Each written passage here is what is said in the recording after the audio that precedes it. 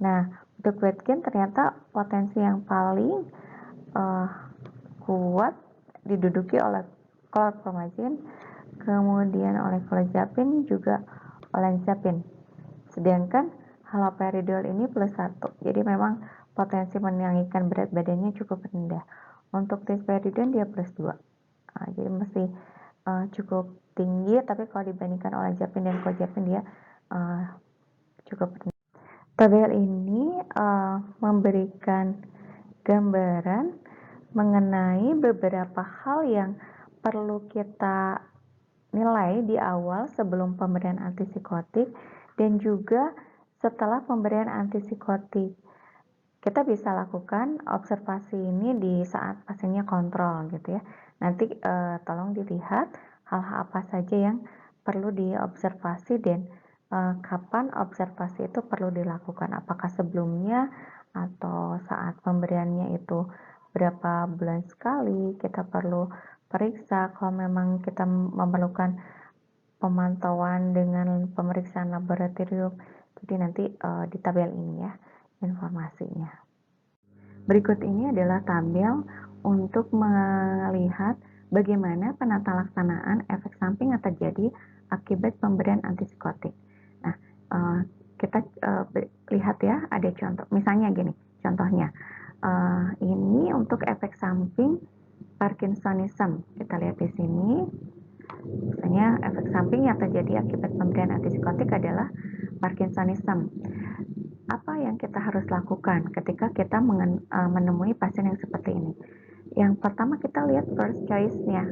Nah, berarti yang pertama kita pertimbangkan adalah mungkin nggak kalau kita menurunkan dosis obatnya, gitu ya. Kalau misalnya, oh mungkin nih kita bisa turunkan dosis obatnya, yaitu berarti yang pertama kita lakukan, gitu ya. Tapi kalau misalnya, oke, kita sudah menurunkan dosis obat, namun ternyata dia masih EPS juga. Nah, kita pikirkan yang second choice-nya, berarti rubah antipsikotik dengan antipsikotik yang potensinya lebih rendah. Misalnya, pasien kita ini diberikan haloperidol, gitu ya, katakanlah 2 kali 5 mg. Seperti yang di tabel sebelumnya, tadi ya, mengenai efek samping obat-obatan antipsikotik, kita bisa pilih obat lain, misalnya risperidone, karena kan kalau haloperidol untuk Parkinsonism plus 3, sedangkan risperidone plus 2. Nah, kita bisa ganti obatnya dengan risperidone misalnya, karena dia potensinya lebih rendah. Nah, kalau misalnya sudah diganti dengan tadi, katakanlah risperidone yang awalnya haloperidol, kok masih EPS juga, kita bisa ke third choice ini, yaitu obatnya ditambah dengan obat antikolinergik. Contoh obatnya trihexyphenidyl. Nah, jadi trihexyphenidyl ini adalah obat untuk mengatasi efek ekstrapiramidal, bukan obat untuk mencegah terjadinya ekstrapiramidal, gitu ya. Nah, atau mungkin gini, kita kasih contoh lagi untuk langkah-langkah ini ya. Kita ketemu pasien yang diberikan haloperidol, kemudian dia mengalami EPS atau Parkinsonism. Nah, kan kita tahu first choice-nya itu dia menurunkan dosis dulu ya. Namun kalau kita berpikir, kalau diturunkan dosisnya berarti kayaknya nanti gejala psikotiknya jadi nggak tertangani, karena sebelumnya bisa kalian berikan pasien ini haloperidol 2 kali 2,5 psikotiknya belum tertangani. Berarti kan kita nggak mungkin menurunkan dosis obat ya, bisa aja. Dalam kondisi demikian kita langsung ambil opsi kedua ini, yaitu mengganti obat dengan obat yang potensinya lebih rendah. Mungkin langsung diganti dengan risperidone atau misalnya dengan obat lainnya, gitu. Tapi kalau misalnya sudah diberikan haloperidol, kemudian diturunkan rasanya nggak memungkinkan, kemudian mau diganti juga nggak memungkinkan, karena di tempat kita tidak punya risperidone, satu-satunya antipsikotik yang kita miliki yaitu haloperidol. Nah, dalam kondisi demikian ya, berarti kita langsung ke third choice-nya, yaitu diberikan antikolinergik, obat antikolinergik. Jadi diberikan langsung trihexinya kalau sudah muncul tadi EPS atau Parkinsonism ini, gitu ya. itu salah satu contoh bagaimana kita memakai tabel ini untuk memandu kita mengambil langkah yang tepat untuk mengatasi efek samping dari antipsikotik yang kita berikan. Oke. Kemudian contoh lain, kita dilihat di sini adalah ini ya, apa namanya, dystonia. Oke, kita lihat dystonia. Untuk dystonia. Nah, dystonia, bagaimana kita menata laksana pasien yang mengalami dystonia? Pertama, first choice-nya adalah kita nggak perlu nunggu menurunkan dosis dulu, tapi langsung bisa diberikan antikolinergik, obat antikolinergik ya, karena dystonia itu kan kondisi yang akut yang juga sangat membuat pasien tidak nyaman, jadi tindakannya juga harus lebih agresif ya. Jadi begitu dystonia kita langsung berikan antikolinergik, obat antikolinergik. Namun karena tadi kondisinya akut, sebenarnya kita perlu obat yang kerjanya cepat, artinya mungkin kita perlu obat yang injeksi. Nah, untuk obat antikolinergik ini yang trihexyphenidyl itu sedianya hanya oral gitu. Jadi nanti selain diberikan obat antikolinergik atau trihexyphenidylnya, kita juga berikan obat tambahan, yaitu pemberian antihistamin injeksi supaya kita bisa cepat mengatasi dystonianya. Ya, antihistamin injeksi kan banyak tersedia. Saya pikir di semua fasilitas kesehatan pasti ada. Itu diphenhydramin injeksi ya. Kita bisa berikan ini. Jadi selain antikolinergik, obat antikolinergiknya bisa diberikan antihistamin injeksi. Namun untuk pemberian antihistamin injeksi itu ya hanya saat itu saja gitu. Saat kondisinya sedang akut, sedang ada dystonianya gitu ya. Kalau untuk selanjutnya, karena kita punya riwayat dengan pemberian antipsikotik ada dystonia, untuk obat antikolinergiknya bisa diteruskan untuk beberapa waktu ke depan. Sedangkan injeksi antihistaminnya ya mungkin hanya 1-2 kali saja saat dystonianya ada. Nah, kemudian kalau misalnya kita masih melihat bahwa setelah pemberian antihistamin injeksi dia masih kelihatan ini ada spasme ototnya, kita bisa pertimbangkan pemberian benzodiazepin yang injeksi gitu. Kita bisa berikan ini benzodiazepin injeksi yang biasa kita pakai yaitu diazepam injeksi. Seperti kita ketahui bahwa salah satu khasiat dari benzodiazepin kan masa relaksan ya. Jadi dalam kondisi yang dystonia berat, yang akut misalnya sampai trismus, dia nggak bisa buka mulut, nah itu bisa kita pertimbangkan pemberian benzodiazepin injeksi ini. Oke, nanti kalian bisa coba simulasikan kalau pasien kalian mengalami suatu efek samping obat lainnya. Oke, mungkin satu lagi ya, saya kasih contoh di sini. Misalnya saat pemberian obat, katakanlah kita beri pasien kita risperidone tablet ya. Kemudian pasiennya saat kontrol mengeluduk, kok saya makannya banyak banget, kemudian dalam 1 bulan aja saya bisa naik nih berat badannya sampai 5 kilo gitu. Berarti dalam kondisi demikian, first choice-nya coba kita edukasi dulu pasiennya dengan mungkin coba diet, kemudian lakukan olahraga teratur. Nah, kita evaluasi lagi. Kalau sudah ini dilakukan, nanti kita evaluasi lagi bulan berikutnya.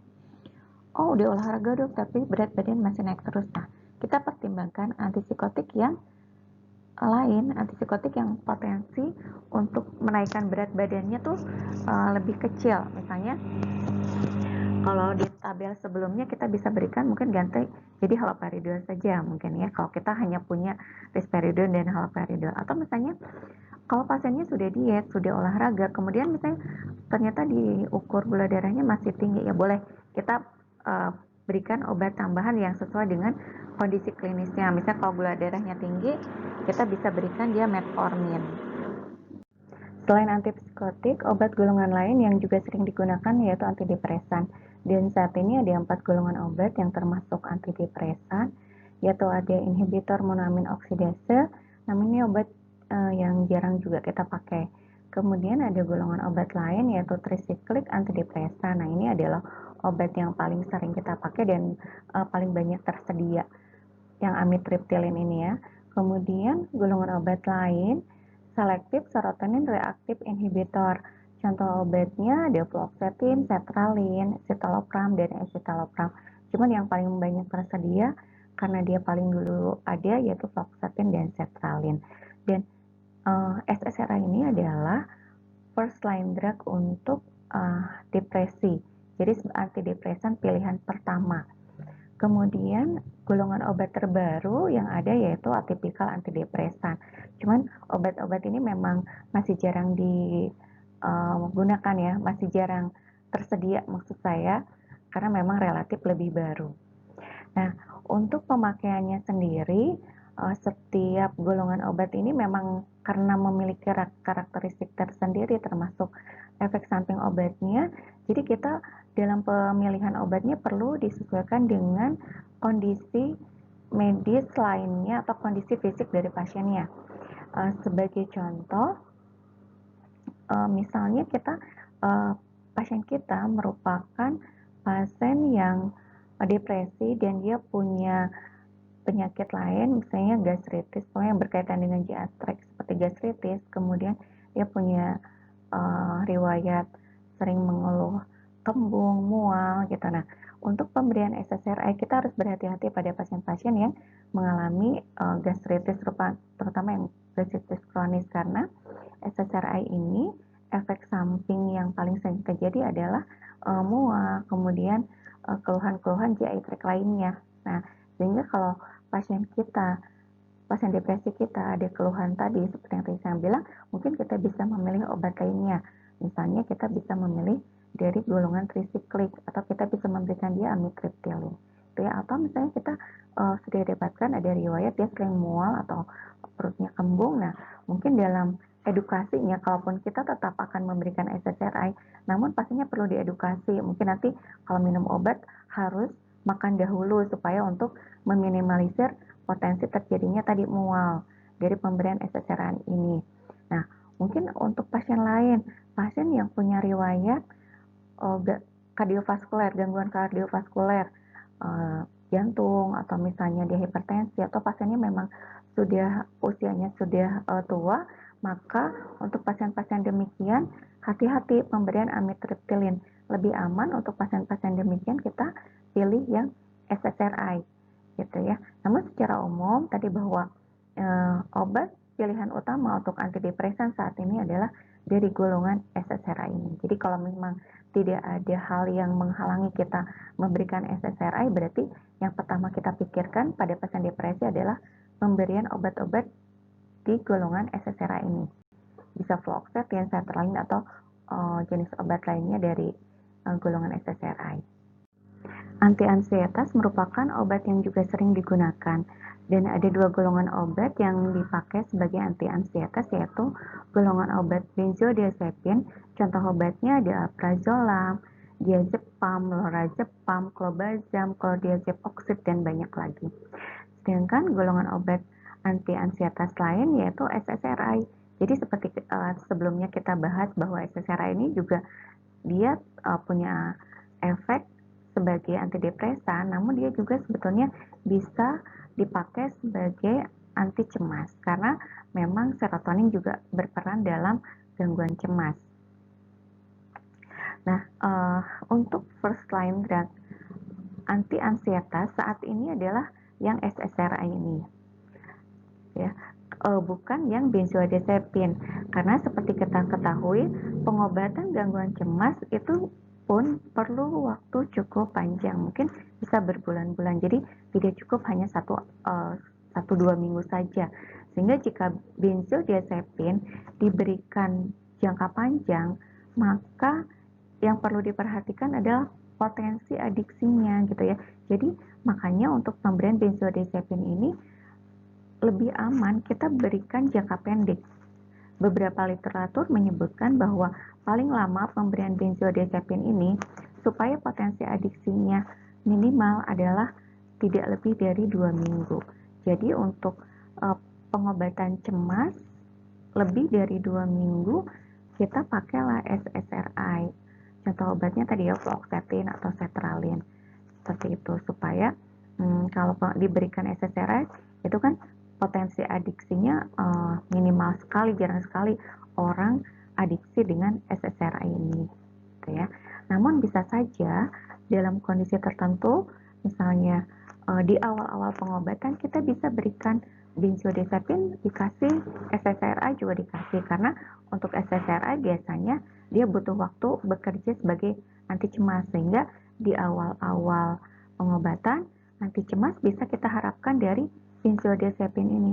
Cuma nanti kalau misalnya dalam waktu seminggu atau 2 minggu nanti benzodiazepinnya di tapering off dan sampai akhirnya nanti berhentikan, yang terus dilanjutkan adalah fluoxetine-nya ini ya. Karena kalau benzodiazepin kerjanya cepat, tapi tadi kelemahannya adalah berpotensi adiksi, sedangkan untuk SSRI ini untuk mulai kerjanya agak lama, tapi dia sangat jarang menimbulkan adiksi gitu. Di sini ada beberapa hal yang perlu menjadi catatan atau perhatian kita saat kita memakai obat golongan benzodiazepin. Yang pertama, pemberian benzodiazepin memang perlu disesuaikan dengan kebutuhan klinisnya. Misalnya pada insomnia ya, kalau misalnya kita ketemu pasien insomnia, kemudian kita akan memberikan terapi psikofarmaka berupa obat dari golongan benzodiazepin, ya kita sesuaikan. Misalnya dia early insomnia, berarti obat yang kita pilih adalah benzodiazepin yang short acting. Tapi kalau kita ketemu pasien yang insomnia tapi dia insomnianya late insomnia, berarti kita pilih obat yang long acting gitu ya. Jadi pemilihannya perlu disesuaikan dengan kebutuhan pasien itu sendiri. Nah, yang kedua yaitu untuk mengatasi ansietas biasanya diperlukan dosis yang rendah, tidak terlalu tinggi. Jadi kalau dalam nanti praktek sehari-hari kalian ketemu pasien yang mengeluh bahwa saya tidak bisa kerja kalau tidak minum benzodiazepin, atau misalnya saya suka emosional, nggak bisa konsentrasi kalau tidak pakai benzodiazepin, misalnya alprazolam, kemudian dia bilang dan mengarahkan kita untuk memberikan obat yang dia mau, misalnya kalau saya sih kalau dokter yang lain biasa diberi obat alprazolam 3 kali 2 mg misalnya. Nah, kalau kalian ketemu dengan pasien-pasien yang seperti itu, kalian harus waspada ya. Jangan-jangan ini bukan pasien dengan gangguan cemas, tapi mungkin dia penyalahguna zat, atau bisa saja mungkin dia mengedar gitu. Jadi kalau misalnya ketemu pasien dengan kondisi seperti itu, mungkin ada baiknya kalian rujuk saja, karena pasti akan sangat menyulitkan. Nah, kemudian memang banyak juga ya isu-isu mengenai efek samping dari benzodiazepin ini, diantaranya dia bisa depresi napas. Tapi mungkin potensi depresi napas itu akan cukup besar kalau pemberiannya dosisnya juga besar, dan mungkin cara pemberiannya mungkin dia diberikan dengan intravena dan sebagainya. Tapi kalau misalnya pemberiannya oral, ya mungkin resiko itu cukup rendah ya, minimal lah gitu. Nah, tadi seperti yang dibahas sebelumnya bahwa benzodiazepin ini diresepkannya jangka pendek, khususnya pada orang-orang mungkin yang punya riwayat penyalahgunaan zat lainnya, misalnya alkohol dan obat lain. Hati-hati nih, pemberian ini untuk jangka panjang gitu ya, dan tetap harus sesuai indikasi pemberiannya. Kemudian kalau pada pasien-pasien yang memang punya riwayat pemakaian benzodiazepin yang cukup lama dan mungkin dosisnya besar, ini untuk menghentikannya perlu di tapering off, jadi dihentikan sedikit-sedikit ya, tidak bisa langsung dihentikan. Kemudian pada gangguan cemas tertentu seperti gangguan panik, ini pemberian benzodiazepin masih diperbolehkan untuk kondisi tertentu saat serangan paniknya saja gitu ya, karena kita tahu bahwa saat serangan panik kita pasiennya sangat sangat gelisah, sangat cemas, sehingga kita butuh obat yang kerjanya cepat, yaitu kita bisa saja pada saat serangan panik kita berikan alprazolam, tapi hanya saat serangan panik. Sedangkan untuk pengobatan gangguan panik untuk jangka panjangnya tetap kita berikannya SSRI gitu ya. Mungkin itu beberapa catatan yang perlu kita ketahui untuk pemberian benzodiazepin. Karena pemberian benzodiazepin ini saat ini memang cukup banyak penyalahgunanya ya. Jadi kita jangan sampai terjebak untuk hal-hal yang seperti itu.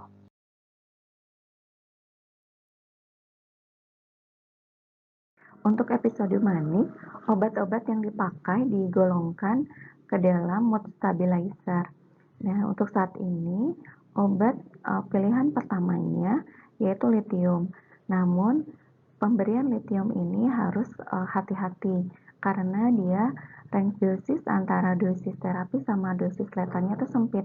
Sehingga idealnya ketika kita memberikan lithium, kita perlu memeriksa kadar lithium dalam darah. Nah, sehingga memang tidak semua center atau semua rumah sakit dan fasilitas kesehatan mampu melakukan itu, ada beberapa alternatif obat yang bisa digunakan sebagai mood stabilizer-nya. Jadi, pada umumnya kita lihat di sini, obat antikonvulsan kita bisa pakai sebagai mood stabilizer. Contohnya carbamazepine, sodium valproate, dan obat-obat lain yang mungkin cukup sering digunakan adalah carbamazepine dan sodium valproate. Nah, selain itu juga obat atipikal antipsikotik itu juga bisa dipakai sebagai mood stabilizer. Bahkan beberapa jenis obat antipsikotik atipikal itu sudah di-approve oleh FDA sebagai terapi tunggal pada gangguan afektif bipolar. Gitu ya. Khususnya untuk episode manik maupun episode depresi. Nah, cuman yang mungkin perlu kita garis bawahi di sini, ketika kita memberikan mood stabilizer untuk carbamazepine, kita harus berhati-hati dengan potensi Stevens-Johnson syndrome, sehingga kalau kita memberikan obat ini, kita harus memberikan edukasi yang betul-betul baik pada pasien dan keluarganya. Kalau perlu, apa yang kita lakukan, edukasi yang kita lakukan didokumentasikan, direkam medis, sehingga nanti kalau terjadi alergi berupa Stevens-Johnson, kita sudah ada dasarnya bahwa kita memberikan itu sudah diedukasi, kecuali bisa jadi malpraktek itu kalau misalnya kita sudah tahu pasiennya alergi carbamazepine, kemudian kita tetap kasih carbamazepine-nya dan terjadi alergi berupa Stevens-Johnson, itu mungkin kita yang salah. Namun kalau misalnya kita tidak tahu bahwa pasien ini akan alergi dengan carbamazepine, ya itu memang risiko tindakan medis. Cuman tetap ya tadi, untuk edukasi ke pasien dan keluarganya harus cukup baik nih pemberian karba ini. Obat lain yang mungkin relatif lebih jarang terjadi carbamazepine Stevens-Johnson yaitu sodium valproate. Nah, ini untuk pengalaman klinis ini lebih jarang nih, jadi lebih aman untuk terjadinya Stevens-Johnson sodium valproate ini. Kalau nama dagangnya yang biasa dipakai ada Depakote atau yang lainnya. Nah, untuk sodium valproate sendiri biasanya efek samping yang harus kita pantau itu adalah polycystic ovary gitu ya. Nah, mungkin ini beberapa mood stabilizer yang kita bisa pakai. Ini daftar pustaka yang saya pakai, nanti kalian boleh lihat langsung dari sumbernya, dan itu mungkin yang bisa saya sampaikan untuk RPS mengenai psikofarmaka. Terima kasih atas perhatiannya. Assalamualaikum warahmatullahi wabarakatuh.